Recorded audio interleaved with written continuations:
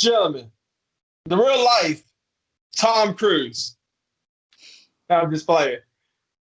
He's not the real life Tom Cruise, but he'll have you fooled. If you want to know the best Tom Cruise impersonator in the country today, hell, the world, because he's been all over the world, Evan Ferrante. This man right here will make you believe that he is the real life Tom Cruise. He has his own YouTube channel, and we're going to learn about it today. Ladies and gentlemen, the one and only Evan Ferrante. How you doing, man? Yes, it's Ferrante, but thank you for having me, Joe. I appreciate it. Yeah, I've had a very surreal and unexpected journey to becoming the #1 go-to Tom Cruise impersonator in the world. I'm basically Tom Cruise's professional voice match, and I'll get into that in a second. And I also do live performances. Well, not so much these days because of COVID, but I do Zoom conferences these days, and cameo shout-outs, which are basically personalized shout-out videos to friends, family, coworkers about promotions, anniversaries, birthdays. Constantly doing voiceover work, animation, film, TV appearances, but yeah, I'm not a natural lookalike. You know, I don't do lookalike and cosplay work. I'm an impersonator and actor, and I like to let people know that just what the discrepancy is, because some people don't understand what it is. But yeah, it's been an incredible journey, and I've had a wonderful experience, and it's paid the bills, and I thank my lucky stars. Trust me, I'm very grateful. This is the first person ever that I got the name wrong, because I'm not offended. I just wanted to correct you. It's okay. It's okay, because look, my name is Joseph Lozada. I've been called Joseph Levitra. I've been called Levitra. I've been called everything. That's a pharmaceutical drug, Levitra? Yes. Yeah, it used to be. I think it's off the shelf. What is it for? Erectile dysfunction or something? Or? That's right. So I had to look it up too about 20 years ago. I was like, what? But anyway, I'm not going to even try to pronounce your name again, but I know this. Okay. You're one of the funniest people ever on YouTube. I watch your YouTube channel all the time. And if you want a suggestion, go to the Tom Cruise cock block videos. Yes. Those are funny. Yeah, so I'll tell you a little bit about those. I was approached by many years ago, I don't even know, 10, 12 years ago, I was approached by a friend of mine from high school. So so my friend Ross from high school had an idea. I had been impersonating Tom Cruise for a few years at that point, but I never had done anything that big aside from putting one video up on YouTube, and then it did go viral back then, which was like a couple 100,000 views with no promotions, no sponsors. This is back in 2004. But Funny or Die had just launched, and my friend, that's Will Ferrell's company, and my friend Ross from high school said, I have a concept that I think you might be interested in. And him and his friend Ed had come up with an idea to have Tom Cruise at a party. And what if, like a scenario of a hypothetical, what if he never left your party? It's 4 a.m. and he's cock blocking your girlfriend. That was the scenario. And I said, that sounds hilarious. Let's do it. So I think they flew me out to LA, but they didn't pay me, but it's okay. But they flew me out to LA, and I stayed with Ross, and we shot we shot one episode because we didn't know how it would do. And we premiered on Funny or Die, and it went viral on Funny or Die. And their version of viral is called Immortal, which means like over a couple 100,000 views or something, and with a certain number of likes versus dislikes, or funny versus die. And it did very well, and we got a lot of attention. And this is when I started getting contacted by people in Hollywood. I was still living in New York at the time, living in Queens in my ramshackle apartment. But I was getting calls from the West Coast, from agencies, from studios, networks. Disney was calling me, and that was my next big job was with Disney, following the success of Cock Block Part 1, and I ended up getting flown out to do a few videos for Disney's Take 180 Studios, which was their online Disney channel. And long story short, I ended up doing I did 2 more of the cock block videos. We did a trilogy of them because the next episode was about me cock blocking Ross's friend now. So I'm basically taking everyone he loves from his life away from him. It's very funny. It's a great series. And the third one culminates. I think the third one was, I don't even know how it ended, but it was epic. But I actually have I to. don't want to. I actually know how it ends. I'm not giving no spoilers. But You, no people spoilers. at But home, you need to watch it. Yeah. people at home, you Yeah. go watch it because you be crying. Yeah, But it's a great concept, and we believed in it enough to do 3 of them. And that's when I first got my wig. So I wear a wig and sunglasses, but I only started wearing the wig on the 3rd cock block, which was like 10 years ago. But I haven't changed that wig ever since. I only wear that wig. I've been looking to get a new wig because it's not really the look of current Tom Cruise. He's gone through many looks, but I kind of think it fits my brand, and I don't really want to change the wig too much because I think it's better to have one look, to be honest. But I've been criticized by some people for not having the right wig. But you know what? I don't really care. don't stop doing what you're doing. You're funny.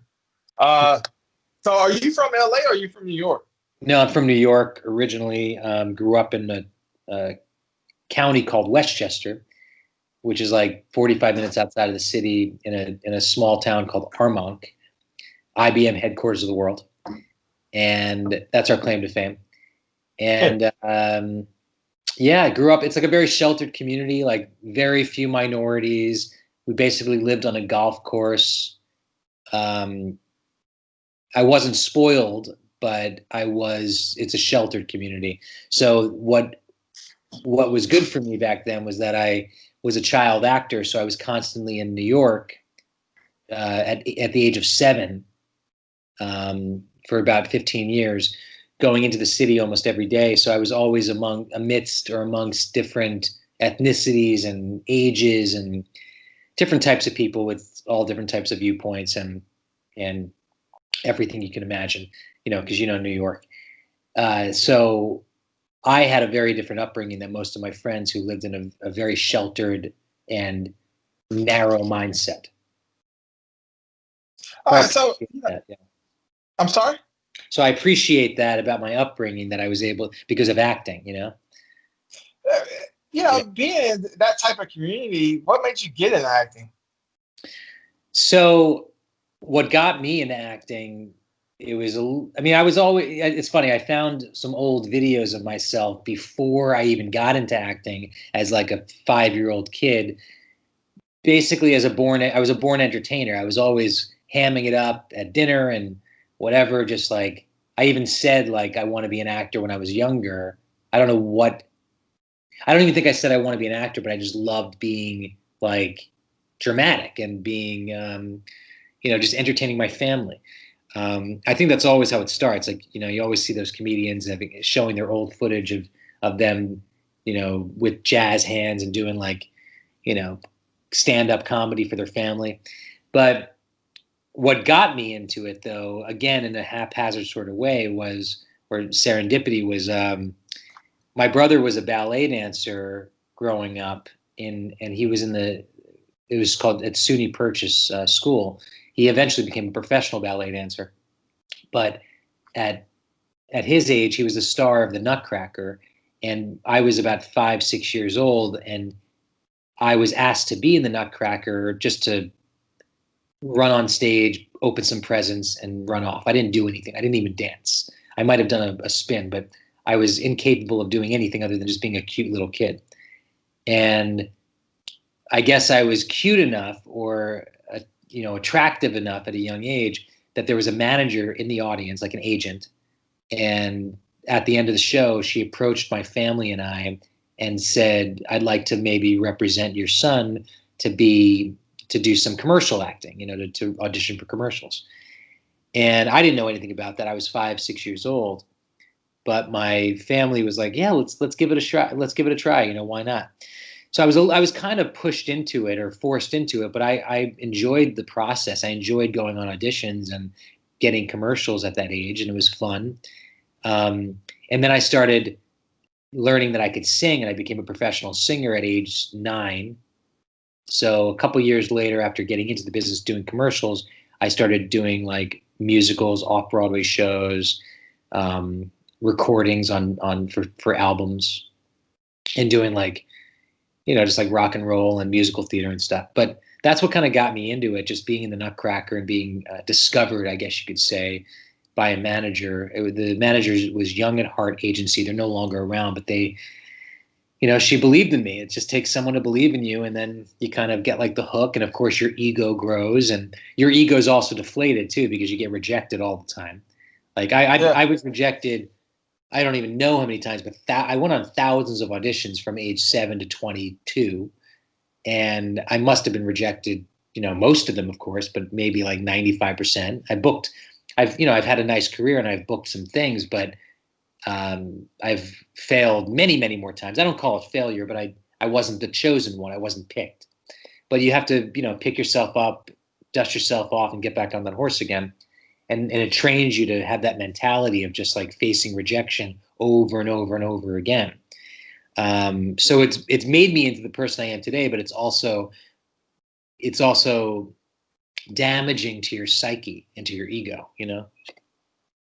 This is just a question right off the top of my head. Did you ever thought about, because watching your videos, you are a natural comedian. Did you ever thought about going on the road or trying to get into the comedian world? Yeah, so it's a big question because I've definitely I've thought about a lot of things in my life. That is one of them. My reluctance is that I keep putting it off. Okay, I keep putting it off, and something else that is a little bit more important to me takes center stage, and this gets put on the back burner. But in terms of doing like comedy work sustainably or some kind of stand-up work or, speaking to audiences in some fashion, I've thought about doing like a one-man show. And currently I've been impersonating Tom Cruise for about 15 years, 20 years professionally. And I was considering doing like a memoir first, like writing a memoir about my experiences, which I've already done about 20, 30% of that. And then turning that into a one-man show where I play all the different characters in my life. I play myself, I play Tom Cruise, I play my partner, I play my parents, my disapproving parents, who have always wanted me to have a real job. But so in terms of like doing something like in front of an audience, that's the furthest I've come in my mind in terms of manifesting that vision. But I've also thought of doing stand up, not as Tom Cruise, just doing comedy of, the generally the self-deprecating type of humor. I'm an Italian Jew, so I'm very neurotic. I've gotten better over the years, but I used to be much more in my head about everything and very, kind of like Larry David, like very difficult, very constantly nitpicking everything and having an issue with everything, and just being high maintenance essentially. And that's kind of where my humor comes from. And I have really amazing stories in my life, and so does everybody. It's just about, but I also have the ability to deliver it well, and that's what I think what separates good comics from just normal people. Because every single person that I know has great stories. It's just a matter of formulating them into a great delivery and execution, But I've thought about all of these things. I just haven't quite done it yet. Did you start realizing that you could do Tom Cruise? So that came about when I was in college at Boston University. I was a freshman.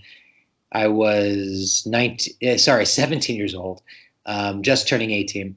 And Jerry Maguire just came out in 1996. So this is 97.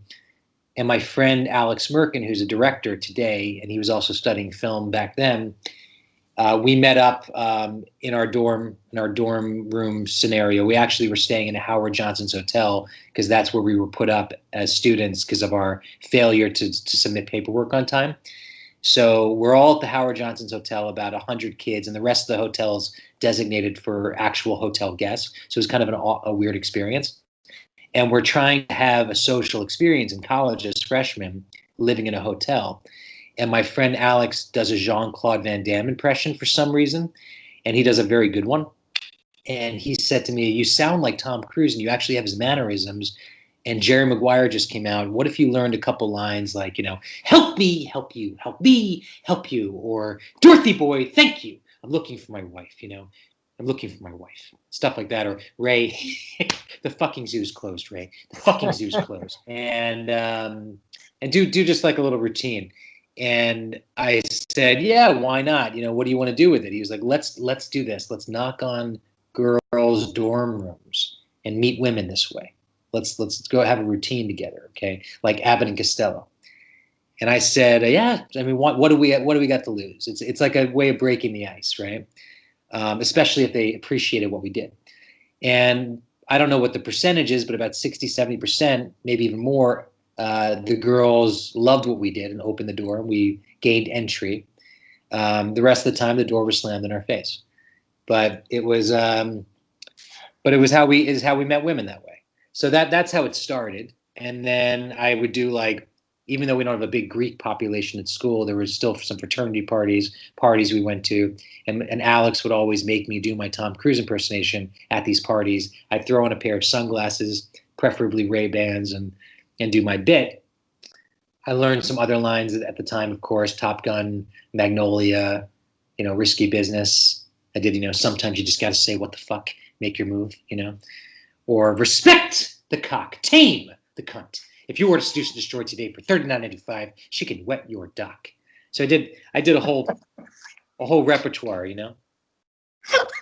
I'm sorry. No, it's all good. I'm sorry. So okay. Anyway, that's kind of how it all started. Yeah. So I mean, any other tricks that you ever played on people, like phone pranks? I did a couple pranks actually, not to name drop, but I was I befriended, where I'm acquaintances with, but I've hung out with him a few times. Bryan Singer, famous director, did X-Men and all that, Usual Suspects. He's a big fan of my impersonation, and he's worked with Tom Cruise, so he really appreciates it. So every time I've seen him, he always gets me on the phone, puts me on the phone with Christopher McQuarrie, who's Tom Cruise's director in a lot of films. And he makes me do my impression for him and basically punk him and prank him. So, yeah. So I pranked Christopher McQuarrie, which is pretty cool. So, with that said, you played a lot of tricks on people. I have to know personally, since you are a Tom Cruise impersonator, I want to know, who do you think is hotter? Hotter? Hotter or more intriguing or more beautiful? Alabama. Who is more attractive? Okay. Katie Holmes or Nicole Kidman? Ooh, that's a tough one. I would definitely say Nicole Kidman, for sure. I mean, really? Yeah. In terms of more attractive and sexy and everything, I would say Nicole. Days of Thunder, Nicole, and even without Tom Cruise, the movie Dead Calm. I mean, she was just absolutely stunning, and Far and Away. I mean, she was just so stunning. And Eyes Wide Shut.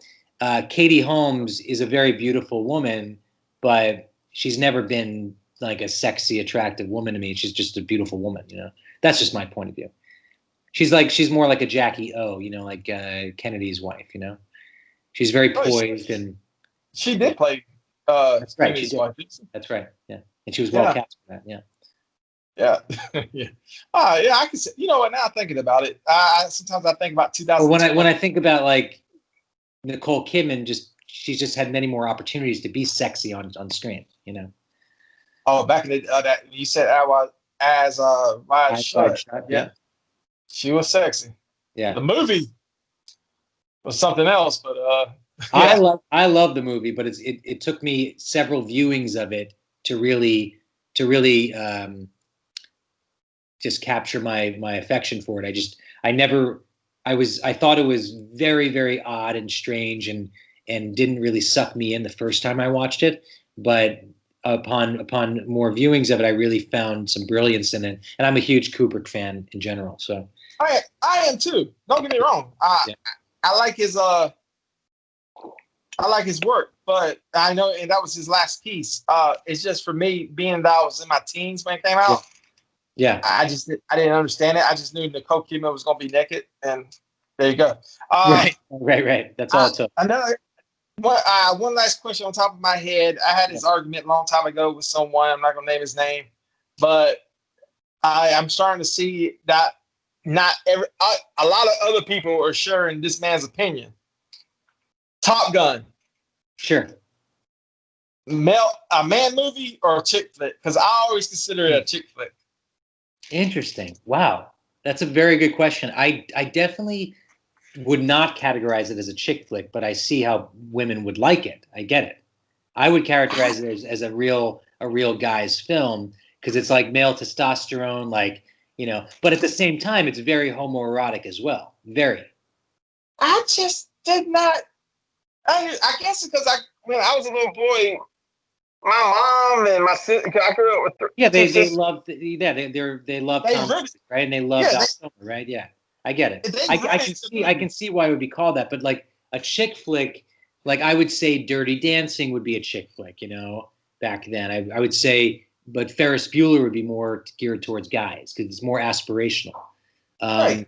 And I think the aspirational weighs out more than the attraction to the guy. So like, I think more people aspired to be pilots back then and got into, you know, flying back then and wanted to get aviators and wanted to look like Tom Cruise. But you're right, that movie hit both quadrants or hit both markets because guys wanted to be him and women wanted to be with him. The volleyball scene just gave it away, and the bar scene. It was like, this is a chick flick. This is no guys. A lot of people disagree with me. I'm saying I'm still stuck on is a chick flick. No, I think you're right to some degree. I think that's probably true. But also, I think gay guys or gay men would liked it as well. You know, I totally agree. You had any locker room scene, any volleyball scene, absolutely appealed to women and gay men. You know, the first one to me is just like my mom and my sisters watched it. It's campy. It's a little bit campy though. The new one I don't think is going to be as campy. You know, it's going to be more about the stunts and the flight aerial, you know, flight combat, all that. But they're gonna do some volleyball. They're definitely gonna play some volleyball. A 50-year-old pilot, you know, it's gonna do something. You know, it's like Cobra Kai. These guys are in their 50s. I know. Screaming and I hear it's the number one show. I hear it's the number one show right now, Cobra Kai. I just had Sean Cannon on the show, and he you know, I tried to get him to tell me, was he gonna be on season 3? Yeah. Anyway,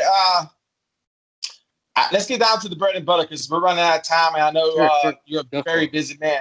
We have to know more about the YouTube channel because I'm telling you right now, if you're watching this, the YouTube channel will have you crying, laughing. It is the funniest channel in the history of YouTube. If you like Tom Cruise impersonations, I always thought that the guy from the superhero movie was like the greatest Tom Cruise impersonator of all time. And then we had that French guy from Comic-Con. Right. Those two guys is not compared to this guy right here. I appreciate this that. Guy has I'm not just saying one thing I just got to stop you. I actually was cast in the superhero movie before Miles, and he's great, by the way. I thought he was terrific in it. But I was cast first. Right, I was cast first, but the only reason why they didn't hire me officially is because I lived in New York at the time, and he was West Coast, and they didn't want to pay for me to come out and put me up. They wanted to save money. But I was actually cast first, and I have a letter from the Weinstein Company apologizing to me for casting me and then letting me go. It doesn't matter, man. Nobody even hears from him no more. I don't even know where he's at. I mean, look, it is what it is. There is no substitute. I'm the guy, but there are other people in this business who do it. There's the French guy, also a very good lookalike. He's terrific as a lookalike, gets a lot of lookalike work. That's what he does. He's a lookalike. He's not an impersonator like myself. He has a French accent, you know. But he's not as good as you, man. It's fact. This is not an opinion. This is not me telling you, trying to make your ego, because you talk about egos. This is on this show. Yeah, on this show we don't give opinions. We give facts. That's right. The data is in. The data is in. Yeah, and that's why I was so shocked that you accepted my request. I was like, really? It's like some of the people that I get, I'm like, really? You come on my show? But you, Well, but I anyway, don't think. Listen, big or small, I like getting my story out there. I like talking to people, and I don't I don't really discriminate. I just I want to just meet as many people as possible and get the word out. That's yeah. all. So let's talk about this YouTube page. Yeah. When did it start, and how? What's next for it? Okay, so so YouTube, I've kind of dialed it back a little bit, only because I don't do a lot of long form. When I have a long form idea or something that's like over 2 minutes, right, or a minute and a half, something longer form, I put it up on YouTube. Or if I have a series idea, I put it up on YouTube. So I don't post regularly to YouTube anymore, but I do post regularly to TikTok and to Instagram because I do a lot of short form content, right? Mhm. But that being said, I still love YouTube, and I use it. I engage with my audience on there as well, but I find that the engagement on TikTok and Instagram is a lot higher, and it's just easier for me to put stuff up there. And Right. on YouTube at one time, I was partnered with with Google AdSense and making a little bit of money, but the money's not there anymore, and you kind of get lost in the shuffle a little bit. There's so many people on YouTube. TikTok, I have more visibility, more followers. Instagram and YouTube, I'm about the same, but Instagram, my followers have increased much faster than they've done on YouTube. YouTube, I'm still not even at 10,000 followers, and I've been doing this for a long time. I have some videos that have hit millions of views, but I usually have made videos for other entities and other people, other parties. My own videos haven't done extraordinarily well, but I have some videos that have 3 to 4 or 5 million views, but that's for other people who've hired me. Like I don't know if you've seen them, but I did a couple videos for deepfake, or deepfake is technology, where they take a digital map of Tom Cruise's face and put it on mine. But I did one for Collider, Hollywood Roundtable, and I did one for Corridor Digital that both have in excess of 2-3 million views. Well, I That would was, say that was just this. in the past year, yeah. But I one would. video I did that kind of kicked off or kind of created a resurgence in my career in the past year and a half, that's kicked everything off, was me responding to Justin Bieber about his proposal to fight Tom Cruise in the Octagon, the UFC fight. So I responded to Justin Bieber on a tweet, and that went viral. It has almost 1 million views just for a short little video taunting Justin Bieber to fight him in the Octagon. I was calling him a little girl, and he never responded, but a lot of people loved it, and that got me a lot of work. I don't know who could win in that fight. To be honest with you, I it's between. definitely think Tom Cruise would win. I 100% think Tom Cruise would win. What about Evan? What's that? What about Evan? You think Evan has a Oh, chance? would I win? No, just because honestly, like I'm pretty strong upper body wise, but I've got a lot of heart. But the thing is, I don't have the stamina to last in the ring. I really would be tired out and exhausted very, very quickly. That's And my that's my big issue. he's friends with Floyd Mayweather. So Yeah, exactly. sure. No, he's a young guy with a lot of energy, and just energy wise, I don't think I have it. All right. Well, But I'd give him a solid on the ground UFC, like grappling, Mhm. jujitsu. I actually think I would do very well. It's the kicking and the punching standing up that I would tire myself out. Oh, you into stuff like that? Can I you? do. I have done Krav Maga for a year and a half. Yeah, See. Hey, don't mess with Evan. and I Uh, also I also do rock climbing and everything, which I've surprised myself because I've become quite good at rock climbing and bouldering, but I never thought I would ever do something like that because I'm very risk averse. I'm not like Tom Cruise in that sense. I'm very scared of not scared, but like reluctant to break any bones or hurt myself in any way. anything that you want to plug? Anything Well, that you yeah. want to? So my website, my name, first of all, is not Tom Cruise. That's my brand name, not Tom Cruise. I always say, like, if you can't afford Tom Cruise, which you can't, hire me, the next best thing. And I also say that there is no substitute, blah blah blah. But my website is nottomcruise.com. Very simple. All my socials are not Tom Cruise official. TikTok, though, is Ferrante, just my name. Or I think, yeah, it's Ferrante, I believe, or Evan Ferrante. Let me check right now and confirm. 1 second. Hold on. It's my name, Evan Ferrante. And I did that because I actually do have aspirations to do other comedic work outside of the not Tom Cruise persona. So I wanted to keep it. I didn't want to box myself in, you know. But on YouTube, it's not Tom Cruise official. On Instagram, it's not Tom Cruise official, and on Twitter, it's not _ Tom Cruise. But I'm very easy to find. Just look up not Tom Cruise, Evan Ferrante, Google me, boom, comes up. Yeah, that's it. All right. Well, so there you have it. If you want to know how to get in touch with him, that's how you get in touch with him. It was an honor, Evan. You giving us a little grin. You got a Tom Cruise grin. What's going on? Oh, no, he's not. It's an honor and a privilege, you know, to be on your show. And, you know, I just got to say, you're appreciated to oblivion and back, to the danger zone and beyond, to the edge of tomorrow. And you complete me. You complete me. Woo! You know? Ladies and gentlemen, the one, the only, not Tom Cruise, Evan Ferrante. Did I say it right this time? No, you didn't, but I liked how you said it. Ferrante. You're forgetting the R's. Ferrante.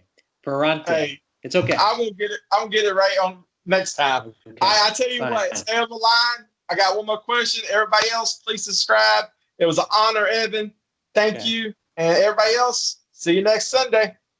Cool.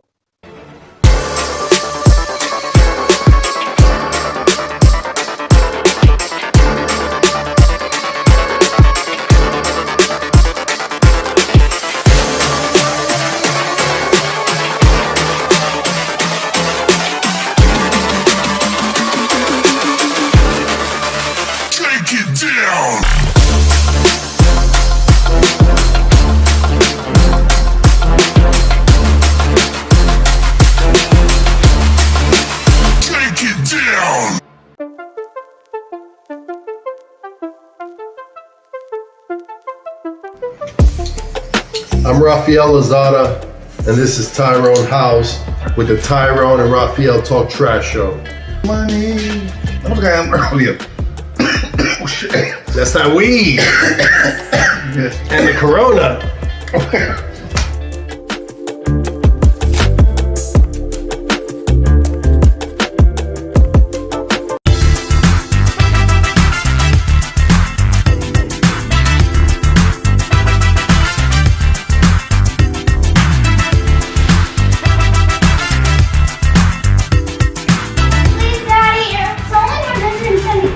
Kelsey, I got $175, baby.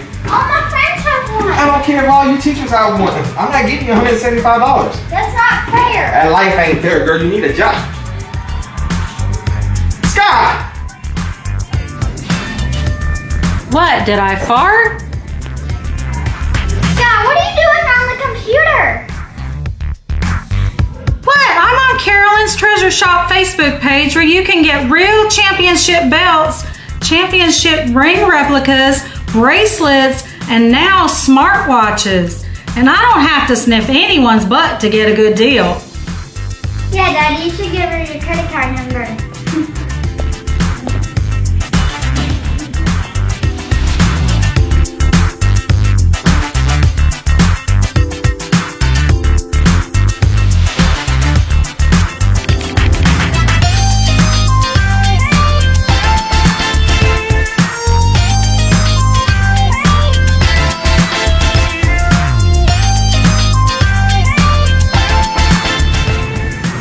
When did you learn to talk?